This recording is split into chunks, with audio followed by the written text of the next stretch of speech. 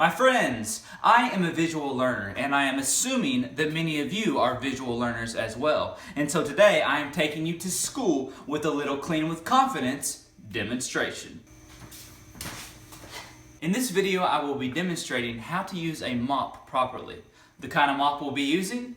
The good old-fashioned string mop. The string mop is my favorite kind of mop. It is the kind of mop I've been using the last 11 years in my cleaning business. It's the kind of mop I feel does the best job.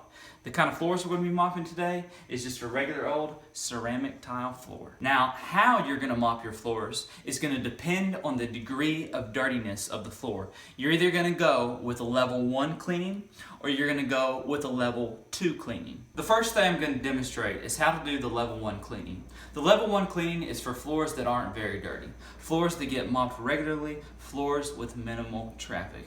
The level 1 cleaning is your go-to maintenance mop. First things first, sweep or vacuum the floor. For this cleaning, just take you a bucket, fill it up about halfway with warm water, and then put your favorite cleaning solution inside of it. Take your pick. You can use Fabuloso, you can use Pine Sol, you can use vinegar, you can use vinegar with a squirt of Dawn dish soap, whatever you prefer. For this demonstration, we're just going to use some regular old Pine Sol. So, I like that. One thing I will mention is I use probably about a 1/4 cup of Pine Sol in the water. You don't want to use too much cleaning solution because if you do use too much, it can leave your floor streaky and sticky. Okay, so let's get started. Take our mop, dip it in our bucket with our cleaning solution. We want to take our mop and we want to wring it out until our mop is mildly damp. We don't want the mop too wet, we don't want the mop too dry. The way you can gauge it if the mop is too wet is when you're mopping, if you're leaving lots of streaks of water, small little puddles of water behind, the mop is too wet. From that point, you have to go back and you have to dry your floors. So you need to wring it out a little bit more. We don't want to leave a bunch of water behind. What we want to do is be able to mop our floors and then let them dry and we're done.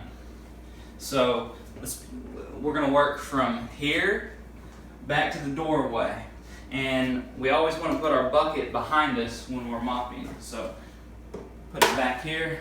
We're coming from here back this way. So let's go left to right here. I like this. I don't like to do figure eights like this. Some people will say do figure eights like this.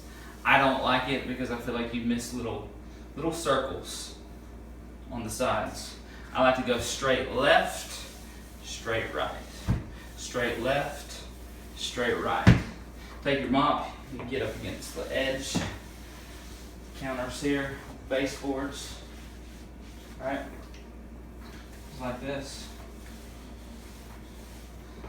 Once you get the edges, you can just left, right, left, right, left, right. Make sure you use your arms and not your back. If you use your back, you can hurt your back doing this. So make sure you're using the muscles in your arms to mop your floors. I want you to think of this mop as like a cloth, like you would use to wipe off your countertops. Only this is for your floors. We're using this mop like a cloth to wipe off the floor. The next thing I'm going to demonstrate is the level 2 cleaning. The level 2 cleaning is for floors that are super dirty, floors that don't get mopped regularly, floors that have high traffic, floors that have big dogs coming in and out. Okay, for the level 2 cleaning, we want super hot water instead of just warm water. Super hot water, put your cleaner in there, and we are going to drench our floors and let the cleaner work for us. We're going to drench our floors and we're going to scrub them with our mop. You can even use a brush if you like. I don't have a brush with me, but you can use one of those poles that have a brush on the end to scrub the dirt off the floor. So let's drench these floors. Put our bucket behind us and use this mop to just start scrubbing away the dirt, the dog footprints, the hairspray if you're in a bathroom and you have layers of hairspray on the floor. You can even get your grout there a little bit. Get the mop. Get those grout lines a little bit. This mopping technique, excuse me, is referred to as slop mopping.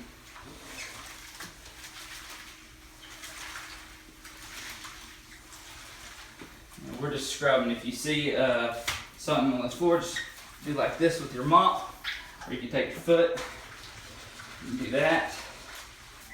If you need more water, by all means, get more water.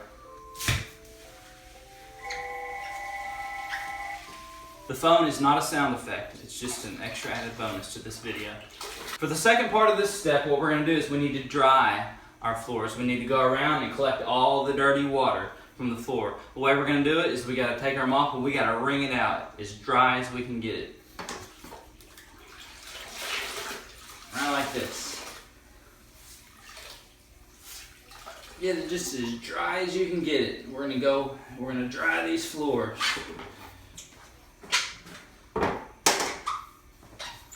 So pick one side of your mop. We use this side right here. And same thing, left to right, like this. Once that side gets damp and saturated, flip your mop over like this and continue.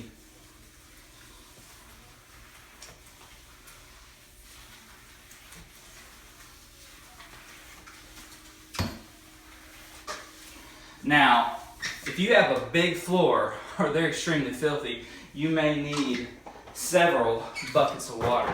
So like at this point, we're going to rinse that mop. You rinse it like this. You'll start twisting it.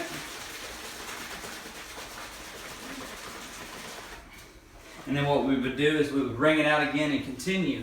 But check your water. If it's filthy, then what you're going to need to do is dump the water out and fill you up some clean water. Some clean water in the bucket and continue. Something else I wanted to add is when you're drying your floor, make sure that you go along the side of your counters and your baseboards.